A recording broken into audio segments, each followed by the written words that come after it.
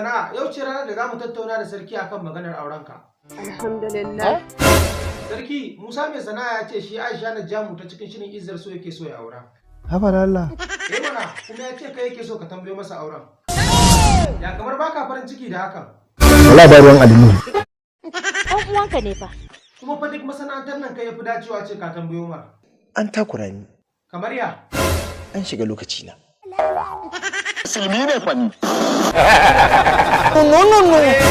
Yanzu dai menene gaskiyar magana kan wannan abun? Ba zai yiwu ba. Rantse din. Musa mai sana'a hakuri fa ina ga shi yafi maka alkhairi. Rantsewa ne fa da kabarin uwata. Dandan na mashar wallahi tallahi.